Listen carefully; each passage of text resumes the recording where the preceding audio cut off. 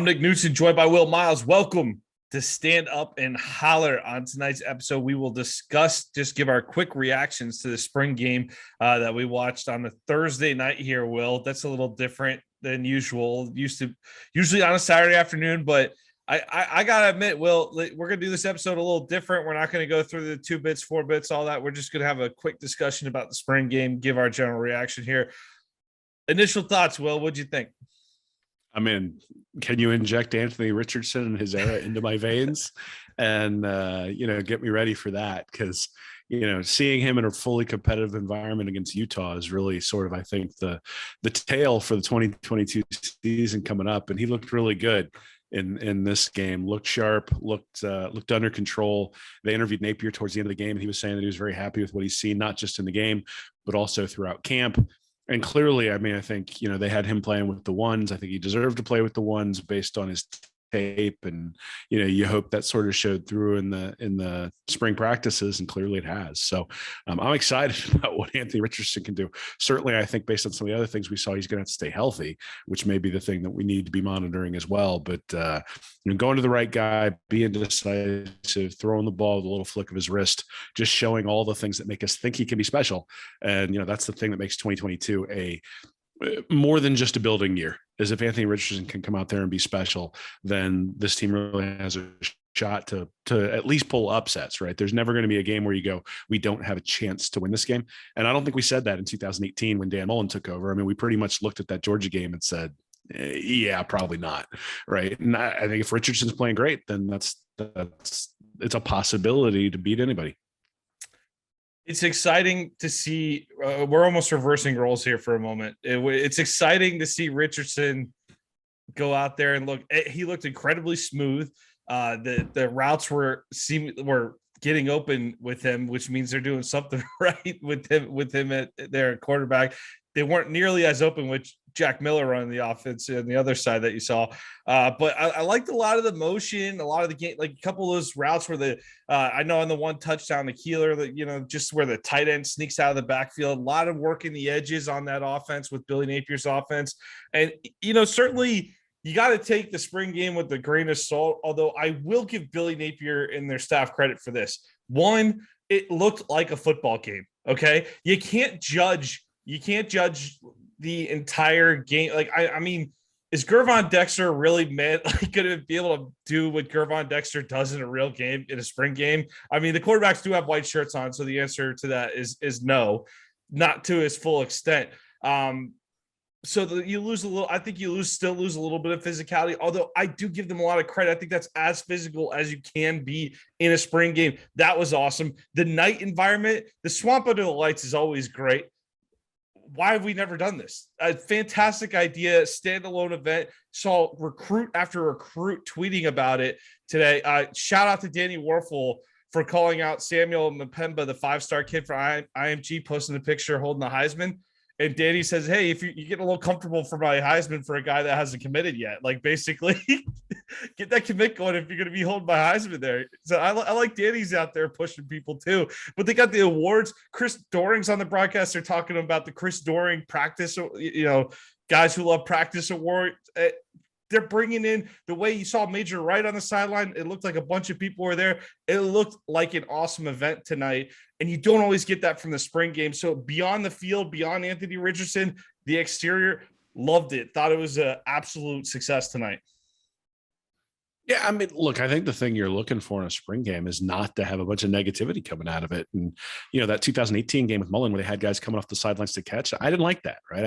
I expressed that. People got angry with me for expressing that at the time. But the point is that if you want to be taken seriously, you've only got a certain number of practices. Use this as a practice.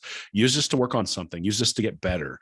And if you're not using it to get better, if you're not using it as a practice, and you're just wasting it, don't have it. At that point, go put it behind closed doors and have the use the practice someplace else. So having it be a real game, having it be something where and real is a relative term, right? They did talk about how Patrick Toney was wondering how he was going to be able to maintain himself without bringing different kinds of exotic looks and all sorts of stuff. And look, the quarterbacks did not have to deal with Georgia's front, not knowing what's coming and all those sorts of things. At the same time, I think you could see differentiation between the different players. Sure. And that to me is something that you'd like to be able to see when you watch a game like this, right? Is we watched it, we looked at it. There are places where I think you can say we see differentiation between this guy and this guy. I think Richardson and Miller is a prime example of where you can talk about how Miller didn't have guys open, but you can also talk about how Richardson was throwing guys open and or was throwing to the right guy. And let's be honest, in college football, for the most part, there's always a guy open. You just have to find him. And so, look, that doesn't mean Miller can't be a good player. That doesn't mean he can't be an effective player. But I think if you look at where people are at this stage in practice and install and all that sort of stuff, Richardson's further along than Miller is. But again, Richardson's been practicing with these guys for the last 2 years, as opposed to Miller, who just got there. So I think that's probably to be expected as well. Again, running back, I think you can start to see some differentiation. Same thing at other places as well, which to me is the exciting thing about a real game. And then, like you mentioned, the Thursday night environment, I think, is great. And in fact, the Saturday before Easter wasn't going to be a great environment, regardless of who you had coming to that game, right? And I don't think you would have had, I think, a Thursday night crowd of 45,000, pretty good. But even if you got less than that, I think you'd get less than that the Saturday before Easter. I understand why they changed it. I just wish they'd had it set to Thursday, 3-4 months ago, because then nobody has to change their plans and that sort of stuff. But if you're going to ask me, is it better to reschedule and have an effective recruiting game, an effective environment, and all that sort of stuff? Or do you stick to a Saturday and then, have the cheerleaders running out of the field to catch the ball? I'd take the former every time. And so I'm glad that that's what we got tonight. Yeah, I mean, the whole thing was well done. I loved having the new basketball coaches out there. You don't think that's a nice little recruiting spotlight for them? Steve Spurrier getting up there in the booth and talking. I could listen to Spurrier for forever. That was a lot of fun having him up there in the booth for a while. Spurrier throwing some shade, man, talking about like how, we'll have some actual discipline and maybe be competitive this year. Weren't all that competitive last year. Didn't hold any of the coaches accountable. It's like, that's why he's great. He'll tell it like it is. That's why he's the GOAT, man. That's why he's the GOAT. I did, and the physicality comment, regarding Richardson, it does work both ways. We saw the quarterbacks get a run a little bit, and it was obviously just basically 2-hand tag on the quarterbacks there. But Richardson's running game looks like it will be a factor in Billy Napier's offense, being able to take off at the right times that seem to be encouraged with the quarterbacks too. So that was cool to see. But let's branch out from Richardson here. Who's the one player that really caught your eye on the offensive side of the ball? And I'm going to go first because I don't want you to steal him from me. But I texted you right away after the drive with Dante Sanders going down the middle on the seam route, going up for a ball. Like, the guy looked good as a defensive lineman for a tight end. I know it's spring ball, folks. I'm not going over the top, getting excited about it, but he looked like a natural at that tight end position. Yeah, well, on that throw in particular, that was not Richardson's first read. He's looking over the left-hand side. That's covered. He comes back to the right. And they talked about looking off the safety, but I don't think he was looking off the safety and knew he wanted to go down the middle. I think that was his second or third read on the play.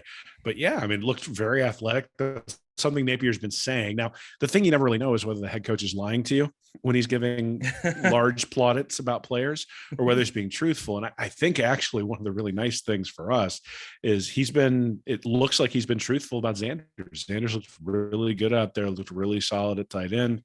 Richardson has been getting a lot of praise from Napier, got a lot of praise during the game, and Richardson looked really good. So, this isn't going to be one of those situations where we're waiting for Dre Massey to take over because everybody talks about how great he's looked during the spring, or last year it was Elksness who got an awful lot of love when it came to spring, and then nothing ever translated to the fall. I think we're going to see these guys out there based on the comments that we've seen. And so, that's one of the things we're trying to determine right now as well, is how much is the coach sort of putting up a smokescreen versus how much is the coach just being honest and sort of open and letting people know exactly what's going on. And I don't know if there's a huge disadvantage to letting people know that Dante Sanders is going to play for you, especially if he's going to play like that. It just looked the part, looked physical. The size is great. And he could go up and get a ball and run in space a little bit. I liked what I saw from Xanders tonight. Another player that stood out for me, Will, Montrell Johnson looks exactly like his game tape. I was very fired up to see that because that's a guy. And again, not full scale physicality tonight, but you see the guy is willing to put he's patient around the blocks, but willing to get up in there, put his head down, go right up the middle. I think he's going to be a nice player for this offense in 2022. Yeah, I mean, so I was a little bit underwhelmed by the running game. There were a couple times in the red zone where they got stoned a few times trying to get in. The offensive line didn't seem to be getting a lot of push. Again, is that because the defensive line's good or the offensive line's bad? You never really know, and that's one of the things we're not gonna know until we get into the fall. But I suspect it's probably more of the offensive line still kind of coming together to gel. What I will say is we didn't see any big plays in the running game. That includes Johnson, but also Bowman and Lingard.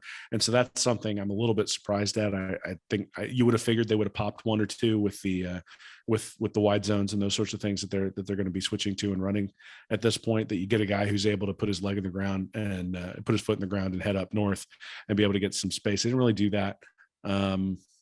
The guy I was actually impressed with sort of on the other side was Jaquavian Frazier's. So, a lot of the back shoulder throws were there. Miller was hitting those, and that was really the only thing Miller was hitting consistently, but he hit him 2 or 3 times on those back shoulder throws. If you got a big receiver who can sort of box out and who can catch those back shoulder throws when he gets one-on-one coverage, well, now all of a sudden you got a weapon, because not only can the guy go deep, but you got to be worried about that back shoulder throw as well. Those are obviously very successful things when you bring somebody in there. So I looked at that and said, okay, that's something that I look at I can see translating to the fall. And so seeing a big guy like Frazier's being able to take those back shoulder throws, and he wasn't getting a ton of separation, so he's catching it in traffic on those back shoulder throws, which I think is probably indicative of what he'll end up doing in the fall. If Frazier, all we need from Frazier's is just to be a steady contributor week in and week out. We don't need him to be a superstar this season. Get Whittemore, get Henderson going, and get Shorter going. And if Frazier's can kind of be that 3 to 5 catch per game type of guy, similar to what Shorter was last year, honestly. If he's that type of role for this offense, I think that bodes well for the offense here. Yeah, well, I mean, that's actually kind of the question here. Is that I think I'm excited about Anthony Richardson. I'm excited about the offense. The blue team obviously just completely boat raced the orange team. And one of the things I come out of it asking is the orange defense really that bad? Well, that's a nice transition, because we talked about the offense the entire time to start here. The orange defense, that front line there is Gervon Dexter, Brenton Cox. So we're seeing, but like you said, they weren't necessarily getting mauled in the run. I think they struggled more in the pass coverage there, Will.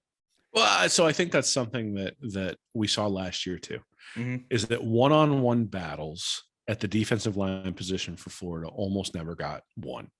Cox won a couple of them, mainly against lower level competition. He wasn't winning one-on-one battles against the left tackle for Georgia or the left tackle for Central Florida either. And so that's the thing, right? Is that in order for Patrick Toney's defense to really be successful, you're going to have to win one-on-one matchups. They didn't win those last year, and I don't think they won a lot of those today. And that's one of the things that I think should concern us moving forward. However, I think that Toney's job is going to be to help get them in advantageous one-on-one matchups, even if they're only rushing 4. And so I think that's what you'll start to see. I think you'll see that he'll be able to put some guys in positions to succeed where they get some leverage on the offensive lineman where they don't have when they're just, rushing forward and it's rushing straight. But yeah, that's a concern. I mean, you look at John Grenard, you get him one-on-one a couple of years ago, and he's getting to the quarterback or he's getting to the tailback behind the line of scrimmage. Florida didn't have anybody who could do that last year. And I didn't see anything tonight that tells me they're going to have somebody who can do that next year as well. And so, are they going to have to go find that guy in the portal? Is it going to have to be somebody like Tyreek Sapp or somebody like that who develops over the offseason and sort of steps up into that role? We'll see, but they're going to need somebody who can beat one-on-one matchups, because otherwise all the creepers and simulated pressures and all the stuff you talk about with Patrick Toney are useless if you can't get there with 4 guys. And so, yeah, you can give some guys some advantages and things like that by having them come and overloading one side versus the other and that sort of stuff. But, all of that is just window dressing if you don't have guys who can win a one-on-one matchups. And there's a reason why when Louisiana played Texas, they lost. It's because Texas had better players. And so, you can do a lot of things on defense to give yourself an advantage, but you're still going to get mauled if the other team has better players. And so Florida's going to have some guys step up, going to have to see some guys who can win some one-on-one battles. And, that was an area of concern if you're looking at it tonight. But again, there's no skittishness for the offensive linemen because it's not like, oh, we're gonna have 4 guys coming from over here. Oh, we have to deal with a stunt. Oh, is the linebacker coming? Is he not coming? All Right. those things where you sort of put an offensive lineman in conflict. There's no offensive lineman in conflict tonight because there's no risk, right? But again, one-on-one battles, you got to win some of them, and they didn't really do that. One of the old vets on the team here, Mari Burney, 11 tackles and a pass breakup. That was notable statistically. We saw Donovan McMillan get an interception in the end zone early, Will. Other than that, I mean, Napier even was openly rooting. He was getting interviewed right after halftime here. He said it'd be nice to see that orange team get a stop. He was kind of openly rooting for the defense to get a stop, and they finally did as he was doing the interview. But I gotta say, like, I don't think that type of environment is definitely advantageous to the offense. So it's good that you see Richardson perform and hit his guys and everything. And again, I really give him credit for simulating a real game as much as possible, but there are some limits to that on what you can do defensively. And we're not seeing the full force of that defense. So I'm not hitting the panic button at all from what I saw with the defense tonight. Will, it's not the full effect. You don't get the full effect. No, and I think there obviously were some guys held out. Avery Helm wasn't in there, and some other guys who didn't get to play, and I think Trevez Johnson wasn't playing either. So you've got some guys who aren't necessarily in there, and then so there are 2 things. They were lined up almost always correctly. Well, maybe not correctly, but they were lined up. I can't tell you what it was correctly. Only Patrick Toney can tell you that. But they were lined up, right? There were the procedure penalties were for the most part on the offense. They had 1, I think, or maybe 1 or 2 false starts. And we're going to be one of those teams where the offensive linemen don't move when there's a false start. So that's going to be interesting to see as we move forward. But so there weren't a ton of pass interferences, so they weren't being all handsy downfield. There weren't a ton of downfield shots, to be honest with you. There were a couple, but beyond that, it was pretty controlled in terms of what they were trying to do. But yeah, I mean, I look at it and I say, I think the defense we all knew was going to have a way to go.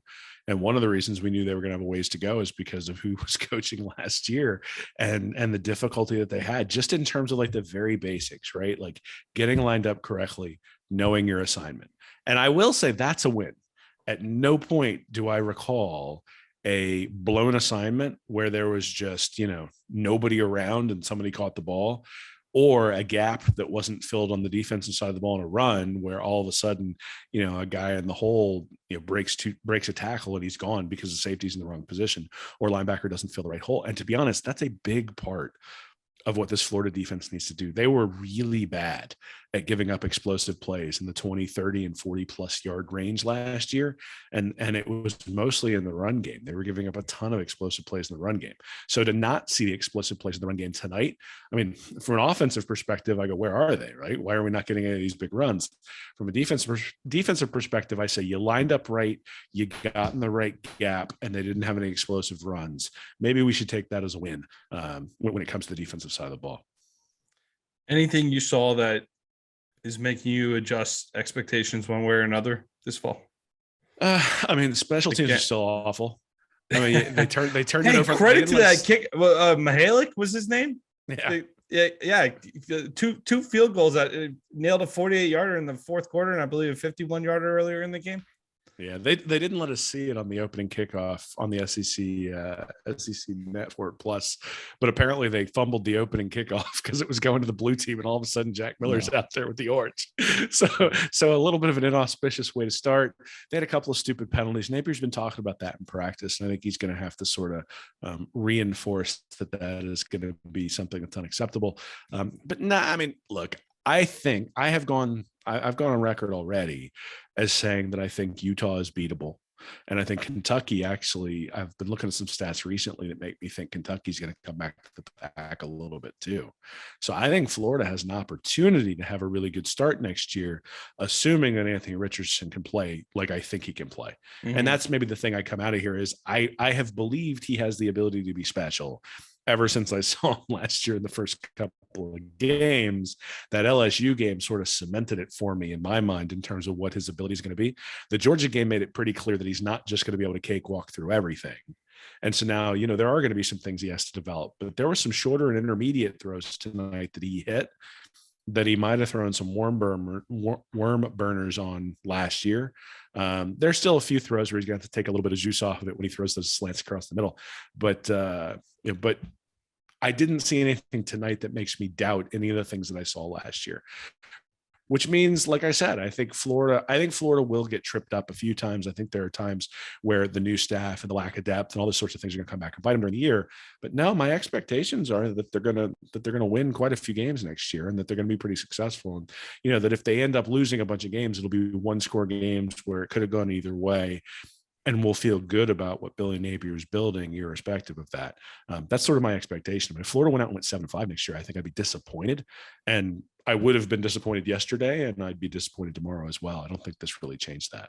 Are you digging Anthony Richardson's circa 2002 video game face mask that borderline looks like a 1970s kicker? Hey, it's just two little bars going across there. It's a different look, man. It looks weird, but if he's seeing the open guys better than when he's got the face mask on there, I'm all for it. And to be honest, he looks fantastic when he was running. Obviously, he's had his meniscus fixed. I mean, that was something that came up after the Florida State game. Why he didn't play in the bowl game, starting and stopping pretty violently, no hamstring pulls, none of that sort of stuff.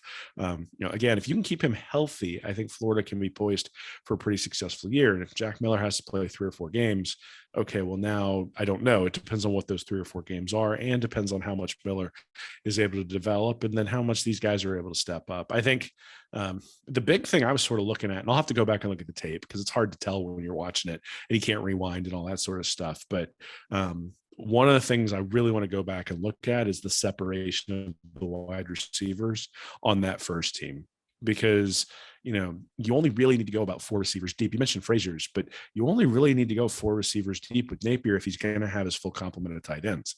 And he's going to have Boardingham coming in. He's going to have Hansen coming in. He's going to have Livingston coming in the fall. And so, there should be more depth coming up in the fall at the tight end position than there is right now. Obviously, finding Xanders makes that maybe less urgent to get those guys up and running and get them going. But, the other thing to remember is they had Zipper on the other side, right? So we talk about sort of first team offense versus first team defense. It wasn't completely that, because I'm pretty sure Zipper is going to be on the first team when it comes to tight end. And so, I'm excited to see what happens there, but I'm cautiously optimistic that when I go back and look at the film, that we're going to see some separation from those wide receivers, which is great because Jason Marshall's a good corner, and Jadarius Perkins is a good corner. And so, in Florida's defense last year, at least in pass coverage, was pretty good. And so if we see separation on the film, then I think that says something about what this offense can be. If you go back and say, those guys were pretty locked up, but Richardson was throwing them open, then I think you go, okay, against better teams, this may be a problem. Well, that's like we said, a little different episode tonight. Just want to give a quick look at the spring game, the orange and blue game. Blue dominates 34-0 over the orange. But you saw a lot of what you wanted to see out of some key players there tonight. So a lot of fun on a Thursday night. Good move by the Gators. Hope they stick with something like that. It's a good standalone event.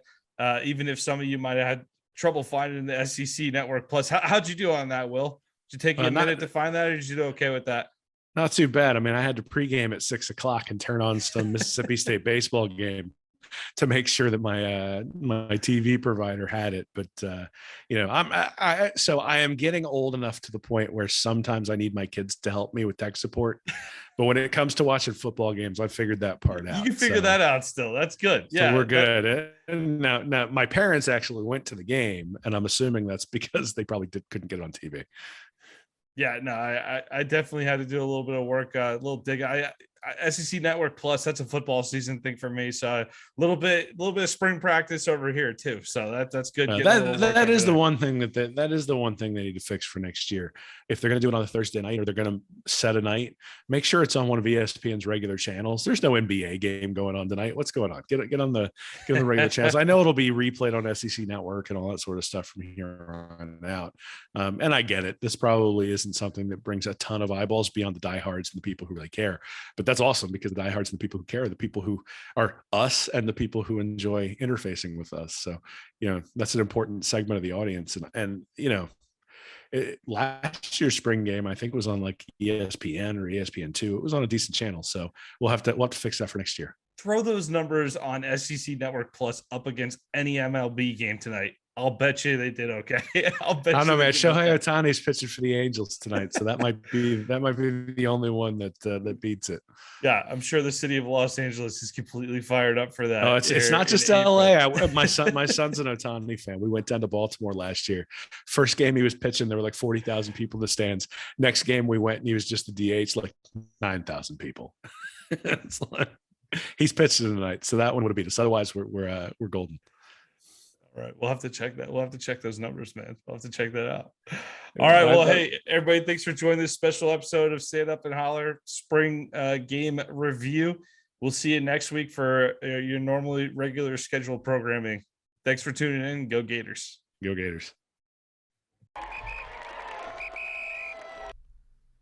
Thank you for watching this episode of Stand Up and Holler. Be sure to subscribe to the Read and Reaction YouTube channel. Join our Patreon community at Read and Reaction for bonus content each week, and check out our website at readandreaction.com. I'm Nick Knudsen, joined by Will Miles, and as always, go Gators.